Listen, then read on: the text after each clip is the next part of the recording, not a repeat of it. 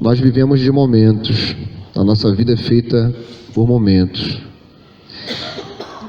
E a diferença é se nós aproveitamos os momentos ou não, se nós aproveitamos cada palavra ou não. E esse é um momento que pode mudar a nossa história, pode mudar toda a nossa vida, pode mudar o nosso ano, pode mudar a nossa família, pode mudar a minha vida, pode mudar a minha liderança. É um momento que pode mudar a minha perspectiva de vida, é um momento que de fato pode mudar o meu casamento. É o momento, cada palavra que nós recebemos pode transformar a nossa realidade. Depende de nós aproveitarmos ou não. Dito isso, eu quero que nós nessa manhã reflitamos sobre algo. Será que nós queremos ficar parados ou nós queremos avançar? Será que nós queremos morrer ou queremos viver? O que nós queremos? Porque todos os dias nós temos uma opção, uma escolha a fazer, de ficar parado ou de avançar. Se nós queremos caminhar para a morte ou caminhar para a vida. A palavra de Deus diz que aquele que perseverar até a próxima esquina, aquele que perseverar até a próxima semana, aquele que perseverar até o próximo ano, aquele que perseverar até o fim, esse será salvo. Aquele que perseverar até o fim. E o que eu quero compartilhar com vocês, líderes, é que nós temos que fazer uma escolha. Teremos que fazer uma escolha de resolver situações, coisas, problemas, dentro de nós, fora, que se nós não tomarmos uma decisão, isso pode nos matar. Matar a nossa vida espiritual, matar a nossa alegria, matar os nossos sonhos, matar a vida que Deus nos deu. Nós escolhemos continuar com coisas que são lixos, que são entulhos, pensamentos, sentimentos, pecados, imaturidades, que nós escolhemos continuar com isso, dentro de nós, convivendo conosco, que nos paralisa, que não nos permite andar para frente, que vai aos poucos roubando a nossa alegria. E a gente começa a ver problema em tudo ou em todos, ou dificuldade em todas as coisas, e deixamos de olhar para aquele que é o Senhor de todas as coisas. Como ao mesmo tempo eu posso ter Deus como Senhor, que é dono de todas as coisas, todo soberano, poderoso do universo, e não conseguir vencer ou andar para frente ou ficar bem com coisas pequenas? É porque os meus olhos não estão nele, os meus olhos estão dentro de mim, estão nessas coisas. Líderes, prestem atenção.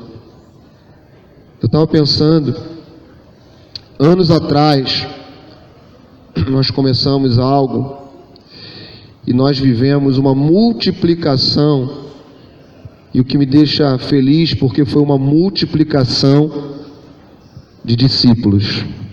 Nós não tivemos uma multiplicação de membros na igreja, simplesmente. Nós não tivemos uma multiplicação de pessoas, de frequentantes. Tivemos uma multiplicação de discípulos.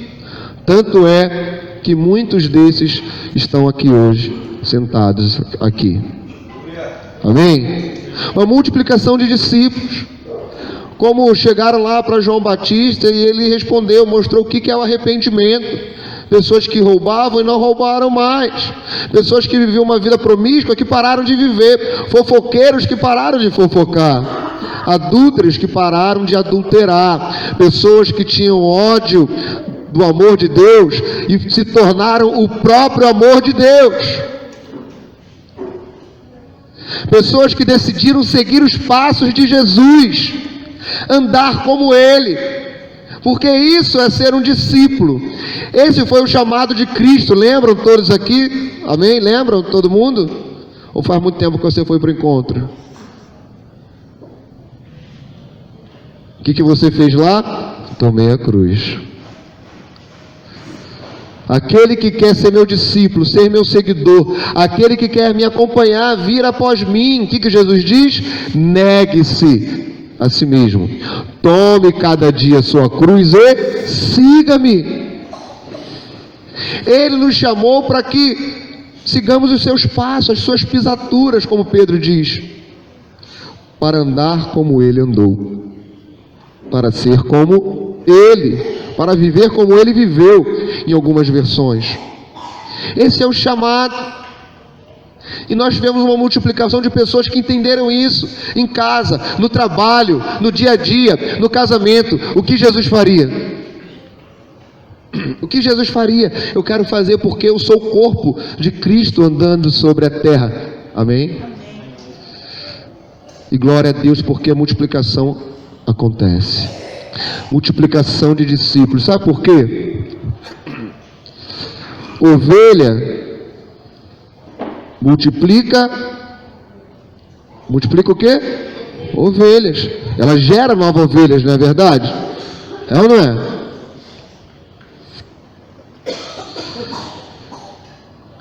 Ovelha gera ovelha.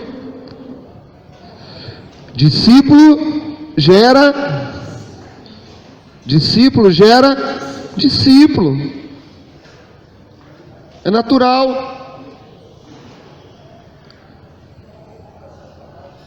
E aí, olhando para a grande multiplicação que aconteceu de discípulos gerando novos discípulos, eu fico pensando, olha, hoje nós temos uma quantidade de líderes maior do que a quantidade de discípulos que tínhamos lá atrás. Então maior será a multiplicação, amém? Só que tem um problema aí. Discípulo gera líder, não necessariamente gera discípulo. Porque de repente não há multiplicação de discípulos, como poderia haver muito mais? Porque não necessariamente um líder vai multiplicar discípulo. Porque antes de sermos líderes, nós precisamos nunca deixar de ser discípulos. Amém? A nossa liderança não é técnica. A nossa liderança não é apenas porque temos uma capacidade ou uma formação, ou até mesmo porque temos um talento. A nossa liderança, primeiramente, é liderança pelo exemplo. É aquela liderança do pai, aquela liderança da mãe, que não adianta nada o pai ser um excelente. Tem muitos pais que são excelentes líderes na sua vida empresarial, na sua vida de negócio, é excelente líder, às vezes, no seu local de trabalho, mas é um péssimo líder em casa. Porque mais do que no trabalho, que também é importante liderar pelo exemplo, mas lá em casa, sem o exemplo, não há liderança real. Você pode comandar uma casa, mas gerar novos discípulos, somente uma liderança que comece pelo exemplo. Amém? Você está compreendendo o que eu estou falando? Então, para multiplicar é preciso de discípulos. E muitas vezes, quando pessoas se tornam líderes, esquecem que são discípulos. Esquecem de quem são, do que somos. E ao invés de nos tornarmos mais espirituais, muitas vezes vamos nos tornando carnais. E aí, como discípulos que somos, nós somos moldados, nós ouvimos, nós recebemos, nós somos transformados ao tomar a cruz, ao seguir os passos de Jesus. E aqui eu quero falar para você, discípulo, eu quero falar para você, discípulo, que você entende e reconhece que é um discípulo de Cristo. Estamos aqui para ser moldados, para crescer e para multiplicar novos discípulos. E aí eu quero pegar bem hoje, você prestar atenção, porque como eu falei, cada momento pode transformar, cabe você receber ou não. Você vai continuar como está, precisando muitas vezes mudar ou crescer, ou você vai, não, vou romper. E eu quero falar 4 coisas, 4 aspectos de líderes, ou até mesmo de discípulos, que vão perdendo o foco e o propósito de uma vida com Deus. E eu vejo, mesmo líderes, eu vejo 4 aspectos de líderes que vão se afastando daquilo que Deus quer que você seja. E Deus primeiro quer que você seja um discípulo. Deus quer que você seja um discípulo. Primeiro aspecto que eu vejo e que existem aqui na nossa igreja, são líderes imaturos.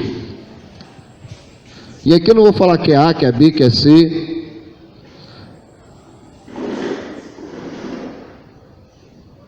Você precisa ouvir, receber, se você quiser crescer, ou até mesmo continuar com a sua imaturidade e ficar até chateado, pois isso aí foi para mim essa palavra. De repente foi mesmo.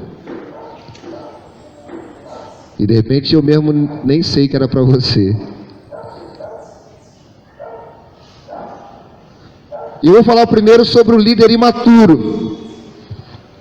É como eu falei, você decide hoje consertar ou decide morrer.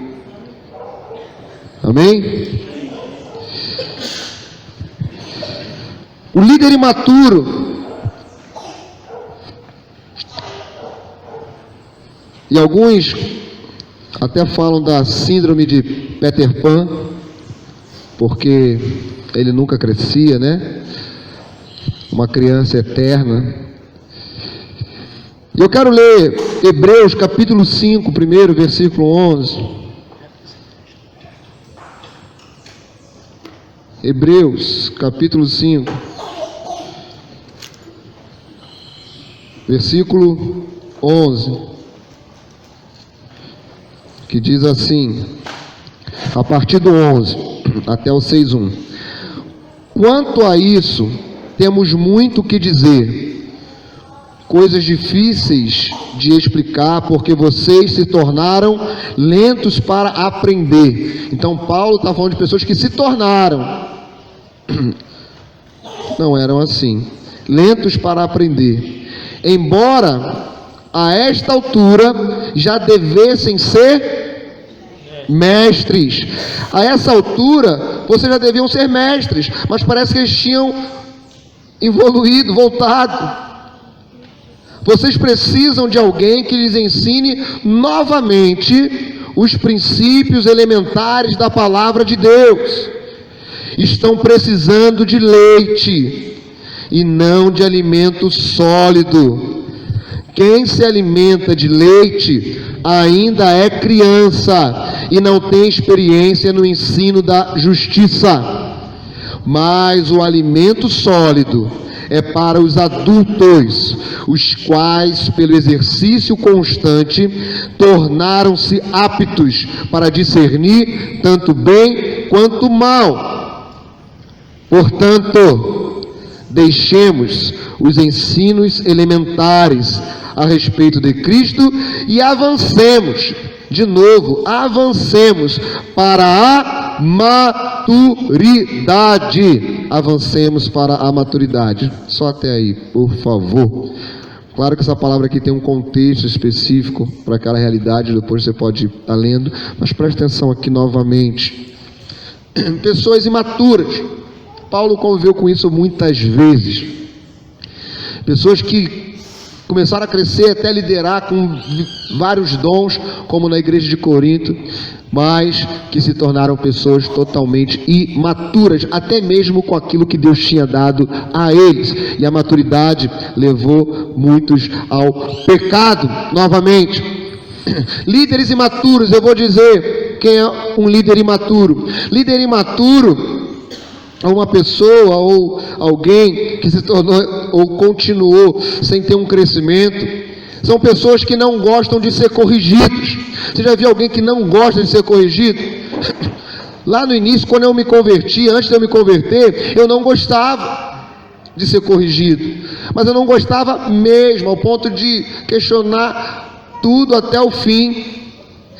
Nossa natureza humana ainda tem isso, né? Quando a gente é corrigido, é falado, a gente tem aquela tendência de tentar nos defender. Mas a palavra de Deus é muito clara.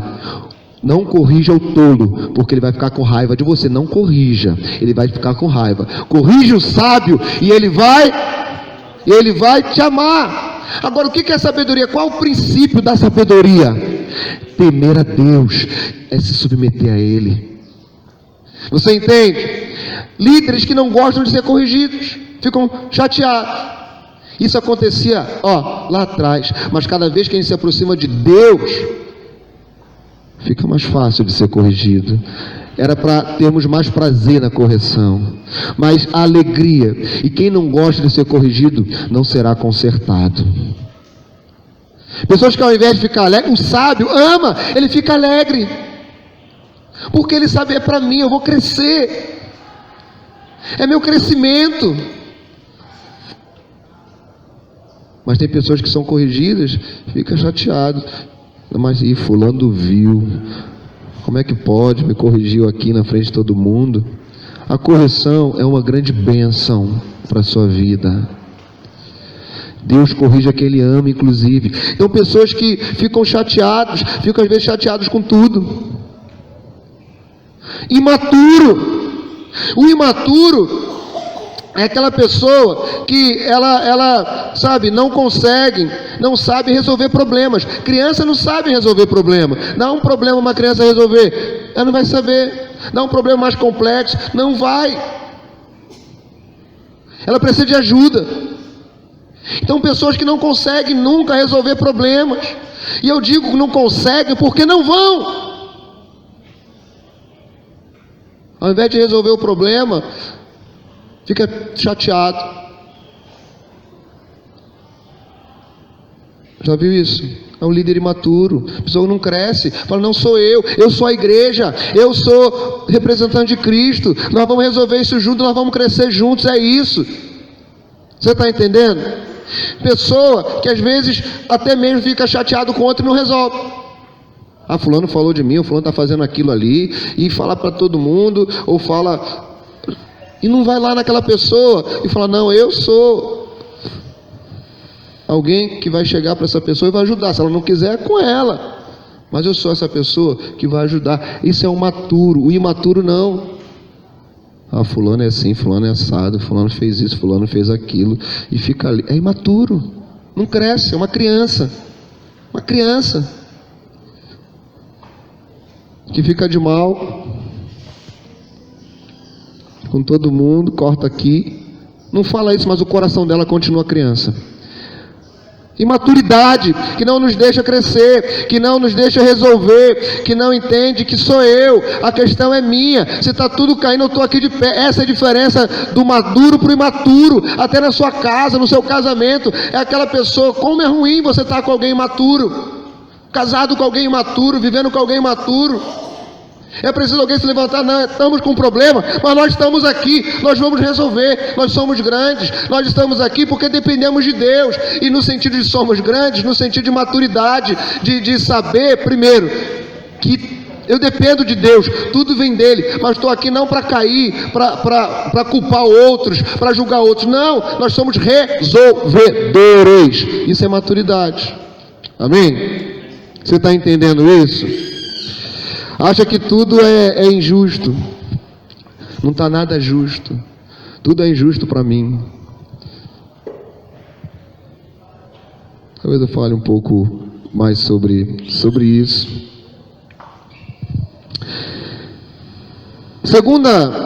Segundo líder que eu vou falar aqui é o líder egocêntrico.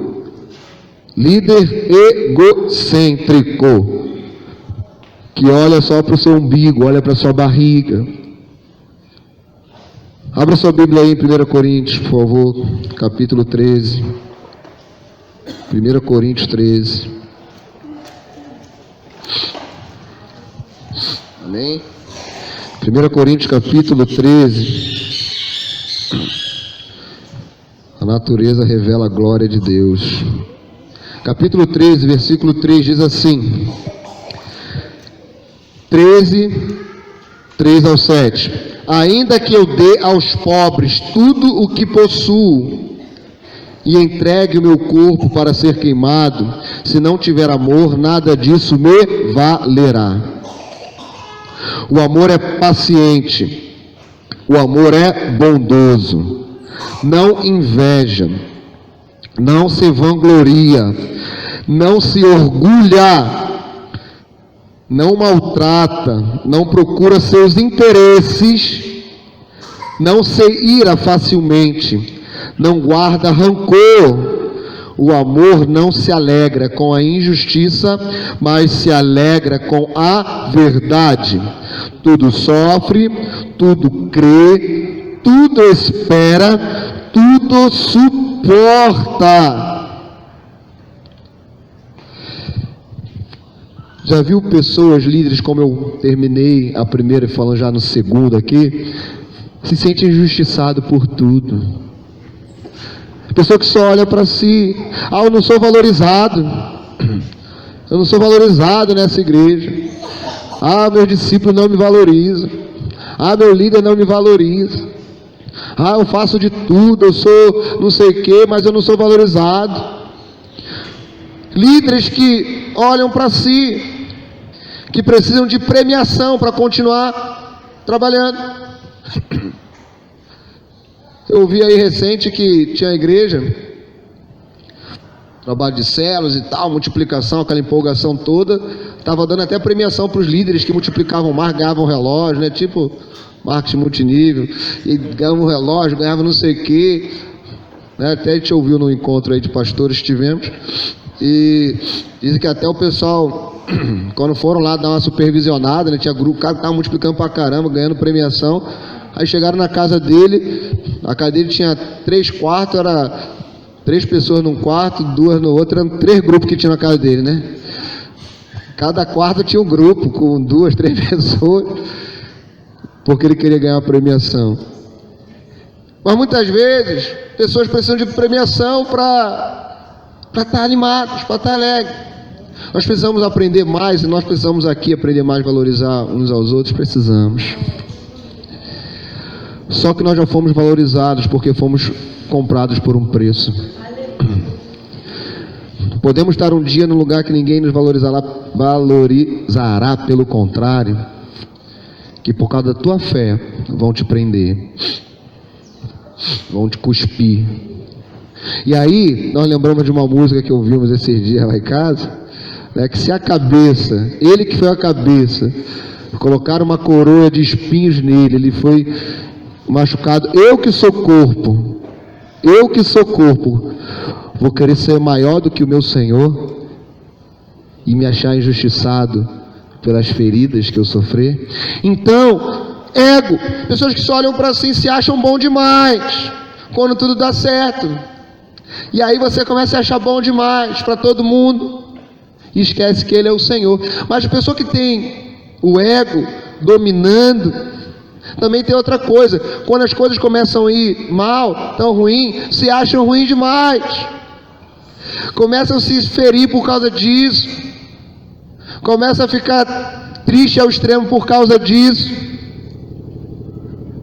E até no discipulado que eu tive com algumas pessoas essa semana, acabei falando sobre esses sentimentos que às vezes a gente tem, porque acontece, sentimento de frustração, sentimento de cansaço, isso acontece. Eu conversei com algumas, foi com uma, nem com duas, algumas pessoas essa semana sobre isso, e eu falei o seguinte: olha, Eu acho que o problema primeiro é que nós não devemos sentir que nós somos fracos. Nós não devemos ficar sentindo que somos incapazes, que não podemos nada. Nós não podemos ficar sentindo, né, que nós somos realmente bem fracos. Você não pode sentir, você tem que ter certeza disso. Entendeu? Você tem que ter certeza, Dina, que você é fraco, que você é incapaz, que você não pode nada. Nós não podemos sentir, nós temos que ter certeza. Porque Paulo tinha essa certeza, e é por isso que ele falou: quando eu estou fraco, aí é que eu estou forte, porque aí sim o poder de Deus se aperfeiçoa na minha fraqueza. Porque quando somos fortes, orgulhosos, nós caímos, porque de fato nós precisamos depender de Deus. Você entende? Paulo fala em 1 Coríntios capítulo 1, versículo 8 e 9. Ele fala até algo diferente do que já tínhamos lido. Que ele fala assim: olha, nós passamos, pelo menos na NVI, se não me engano, está escrito assim: nós passamos por uma situação maior, por uma provação maior do que podíamos suportar, maior. Ele falou: olha, já tínhamos desistido, achado que íamos morrer, perdemos toda a esperança de viver. Porém, isso de alguma maneira foi bom, porque nos ajudou a depender, a olhar, usando aqui as minhas palavras, a olhar para aquele que é todo poderoso, para aquele que ressuscita até os mortos. Você entende isso? Então muitas vezes nós temos sentimentos, e eu vou falar já sobre isso daqui a pouco. Nós temos que ter uma certeza. Então às vezes olha para si, mas olha para Cristo. Nós precisamos não ser egocêntricos, mas temos que ser cristocêntricos, amém? Cristo é o centro, Ele é o centro, Ele é o poderoso. Você já ouviu pessoas falando assim: olha, quando tem uma situação, eu estou totalmente incapaz, e aí eu chego e falo assim: Senhor, é contigo. O Senhor é o dono dessa obra, o Senhor é o dono da minha vida, da minha família, da minha casa. É contigo, resolve aí. Tem que ser o nosso olhar, o nosso sentimento, e até quando tudo está aparentemente bem. Então não olhe para si, olhe para Cristo, amém? Sabe o que é o problema de baixa autoestima hoje em dia? Sabe por quê? E cada vez mais a gente tem que ficar nas igrejas, às vezes, levantando a autoestima do povo também, porque isso está permeando o mundo. Só que na igreja não deveria ter, sabe por quê? Porque nós não deveríamos nem ter estima própria. Já estou crucificado com Cristo, agora vivo não mais eu, mas Cristo vive em mim. Então quando você toma um cusparada na cara, quando Paulo tomava, e agora viva que eu vivo aqui na terra, né? Não vivo na carne, eu vivo pela fé, aquele que se entregou por mim. O justo viverá pela fé, e essa é uma vida que não é egocêntrica, mas é cristocêntrica. E aí quando passa por uma situação, não sou eu. Se a gente entender, a gente precisa ficar levantando a estima das pessoas. Se nós entendermos que é em Cristo, nós não temos uma estima própria, nossa estima está nele. Ele está em nós. Você entende? E aí a gente fica alta, baixa estima, tem que... Não, é Ele. Não varia, é invariável. Ele é a rocha. Claro, a nossa vida vai muitas vezes passar por situações que precisamos voltar para Ele. Se você resolver ir só massageando o seu ego, vai estar bem, amanhã vai estar mal. Então, os nossos esforços, a nossa vida é voltar para Ele em fé, porque Ele é a rocha, Ele é o monte de Sião, Ele que não se abala, Ele é a pedra angular. Amém? E é nele que estamos alicerçados. Nós começamos a nos alicerçar em palavras de otimismo, em palavras positivas, e não sei o que, em técnicas. Mas nós precisamos estar alicerçados no Senhor. Nós podemos ouvir palavras, é bom, nós podemos ter técnicas, é bom, mas se a nossa alicerce não estiver nele, nós vamos ver um dia bem, um dia mal. Porque Ele é a rocha que não varia, amém? Então olhe para Ele. Terceiro, líderes, eu falei já do imaturo, do egocêntrico, e agora eu vou falar dos sentimentais. que tem a ver, se mistura com os imaturos e com os egocêntricos. Eu tive um amigo, colega na igreja, quando eu era adolescente, ou já jovem, já estava mais para jovem saindo da adolescência, recentemente, e não faz tanto tempo assim, né? Vou fazer 15 anos de casado essa semana, isso é forte, né? E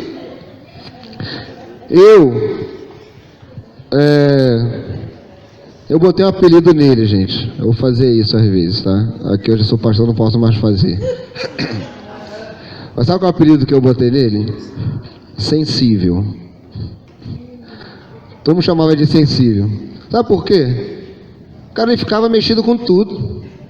Sabe essa pessoa sensível? Quando eu falo aqui, líderes sentimentais.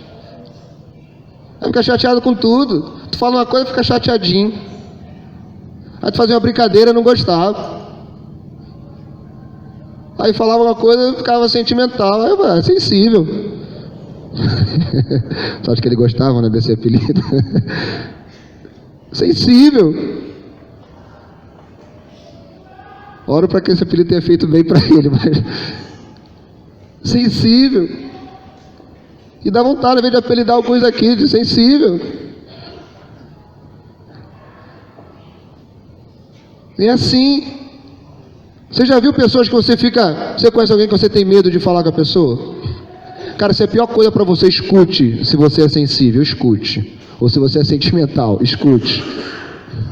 Cara, a pior coisa é no momento que as pessoas vão ter medo de te corrigir, passam a ter dificuldade de falar dos seus problemas.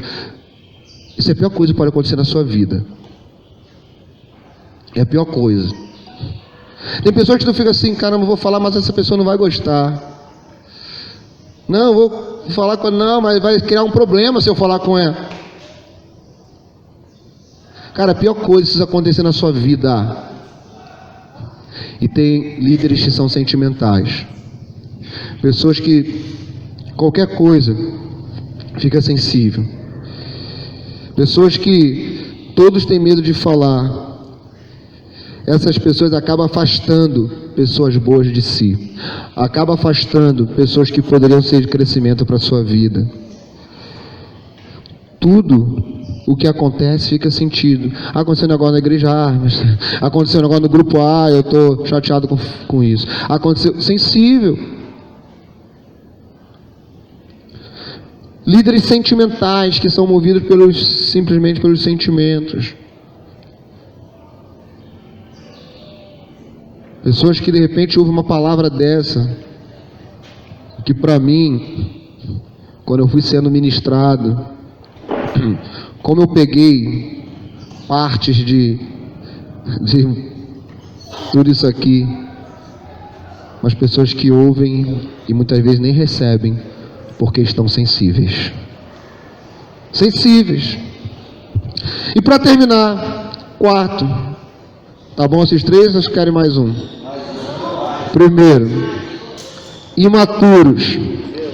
Segundo, egocêntrico. Terceiro, sentimentais. E quarto, carnais. Abra a Bíblia aí, 1 Coríntios. 1 Coríntios. 1 Coríntios, capítulo 3. Se você já está aberto em Coríntios, só direciona lá em capítulo 3. 1 Coríntios, capítulo 3, versículo 1 ao 3. Posso ler? Diz assim. 1 Coríntios 3, verso 1 ao 3. Irmãos, não lhes pude falar como a espirituais, mas como a carnais, como a crianças em Cristo. Dei-lhes leite e não alimento sólido, pois vocês não estavam em condições de recebê-lo. De fato, vocês ainda não estão em condições, porque ainda são carnais. Ainda são carnais, porque visto que há inveja, há divisão entre vocês, não estão sendo carnais e agindo como mundanos? Invejas, divisões, vocês não estão agindo como mundanos, como carnais? Irmãos, nós temos líderes carnais, sim.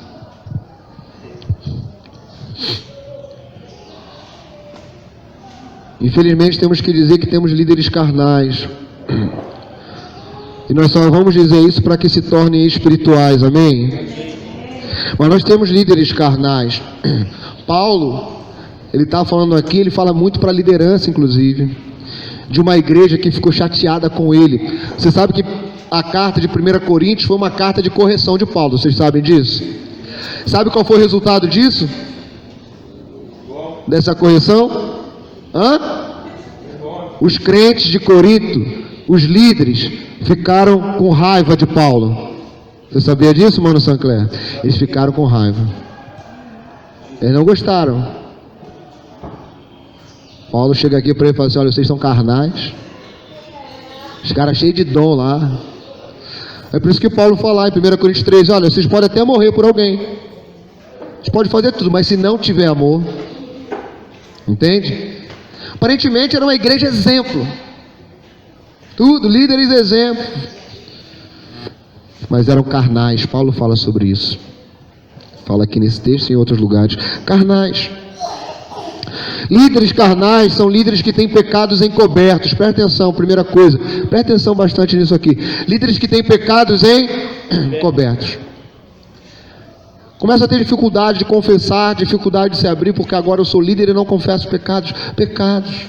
Ou, não só pecados encobertos, pecados que vão sendo acostumados a viver. Novamente. Vão deixando o pecado conviver com ele, e vai vivendo com esses pecados, se acostuma novamente a pecadinhos, a erros. Agora é o que Jesus faria em todos os momentos. Jesus fala como você fala. Você continua com isso no seu coração. Chegar no trabalho, o que Jesus faria aqui na minha casa? O marido como Jesus, uma esposa como Jesus. É assim que continua o seu coração e a sua mente? Ou não? Porque se não for, você está vivendo em pecado. Só que líderes carnais são líderes que não oram também. A gente já deixa de orar como orávamos. E outra, ir além, porque cada vez mais que temos responsabilidade, precisamos depender mais de Deus. Só que ao invés disso, a gente se envolve em tantas atividades e deixamos de orar. Muitas vezes nós nos tornamos líderes carnais porque nos envolvemos em tanta atividade e esquecemos de fazer o principal. E se tudo que eu faço é uma decisão pelo Espírito, eu passo a ser um líder sem ouvir o Espírito. E eu vou fazendo coisas sem ouvir o Espírito Santo. Quantas vezes a gente fala uma coisa, não, gente, já decidimos, vamos fazer agora. Gente, ore. Vamos orar, o pastor só fala vamos orar. Mas vamos orar. Vamos ouvir o Espírito. Ouvir o Espírito Santo. Líderes carnais é que não ouvem o Espírito Santo, tomam decisões na carne. Muitas vezes nós tomamos, sim, e acontece. Mas nós devemos tomar decisões pelo Espírito. Nós devemos andar no Espírito. A palavra de Deus diz: ande, seja cheio e ande no Espírito. Viva pelo Espírito, que Ele guia a sua vida. Diz lá, Ele guia a sua vida.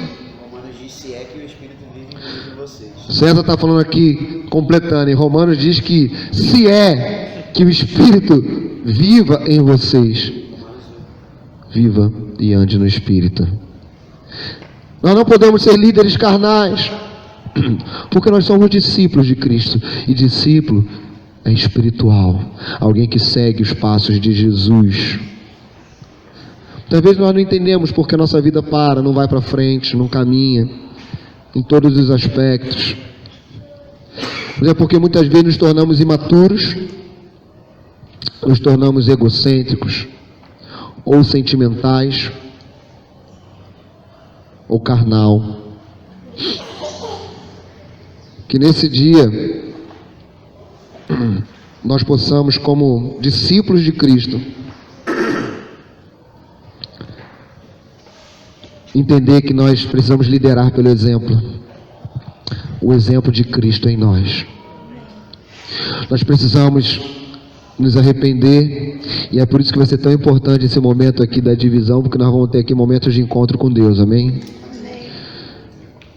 E é importante nós estarmos aqui totalmente prontos para receber, totalmente prontos. Quem for discípulo vai aproveitar. Nós vamos estar aqui para ser moldado pelo Senhor, pela sua palavra. Nós vamos estar aqui para crescer juntos, porque somos discípulos. Antes de líderes, somos discípulos. Nós vamos novamente entender, reforçar, fortalecer que nós tomamos a cruz, porque queremos andar como Ele andou, viver como Jesus Cristo viveu. Que Lucas 9:23, aquele que quer vir após mim, aquele que quer ser meu discípulo, negue-se a si mesmo. Olha o ego aí indo embora. Negue-se a si mesmo. Nesse versículo a gente entende. Negue-se a si mesmo. Tome cada dia a sua cruz. Isso é maturidade. Tomar a cruz, fazer o que Jesus faria. Tome cada dia a sua cruz e siga-me. Não é a mim, não são meus sentimentos, mas o Senhor. Porque aquele que quiser ganhar a sua vida, vai perder. Mas aquele que perder por amor a mim, esse achará. Continua o texto. E a nossa vida é encontrada em quem? Em Cristo. Na carne, nos afastamos de Cristo, Romanos. No pecado, nos afastamos, mas graça a Deus, porque através de Cristo, o seu sacrifício na cruz, a sua morte, nós nos reaproximamos dele, somos justificados por ele, somente por ele. Nós somos discípulos de Cristo, porque queremos andar como ele andou. Nós não podemos, eu não posso chegar agora na fase da minha vida e falar como Pedro ou Paulo, depois de ter levados a muito, eu mesmo perder a corrida, eu mesmo perder a batalha, depois de a muitos levar para entrar na casa, eu ficar de fora dela.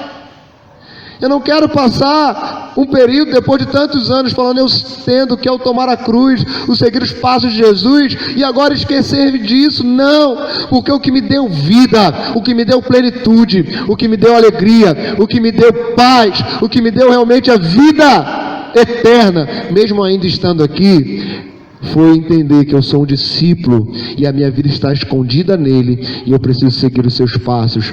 Então, antes de tudo, líderes, sejamos discípulos de Cristo. Sigamos os seus passos. Façamos o que Jesus faria.